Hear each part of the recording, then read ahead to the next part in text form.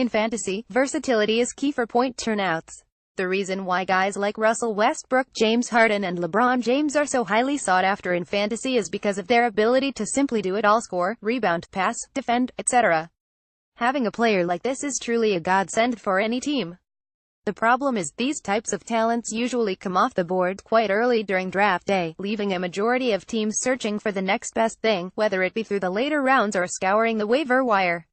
And while there aren't many permanent roster additions in the free agent department, sometimes you can catch a big break. As for this year's impactful free agent finds, is it possible Rajon Rondo could wind up being fantasy gold?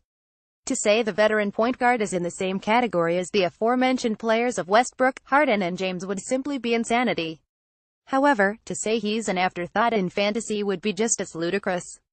While the 11-year veteran was nothing to write home about last season with the Bulls, if his most recent postseason performance is any indicator, Rondo could be on the verge of a resurgent season. Again, Rondo's lone season in Chicago last year was one to forget. With averages of 7.8 ppg, lowest since his rookie season, 6.7 apg, third lowest of career, and 5.1 rpg, it's no wonder the veteran had so little franchises vying for his services when hitting the open market back in June. The underwhelming statistics coupled with a season-ending thumb injury is a common recipe for worry. However, what people tend to look past is his stellar postseason performance for the tumultuous Windy City franchise. In the 2 games prior to him breaking his right thumb, Rondo was putting up stellar numbers against the number 1 seeded Boston Celtics. Averaging nearly a triple-double with 11.5 ppg, 10.0 apg and 8.5 rpg, Rondo paved the way for a 20-series lead for the Chicago Bulls. With this performance, the veteran proved he still has some gas left in his tank after all.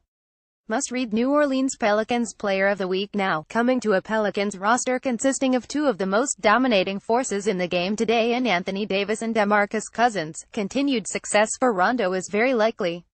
The guard's game is not focused on scoring but, rather, passing.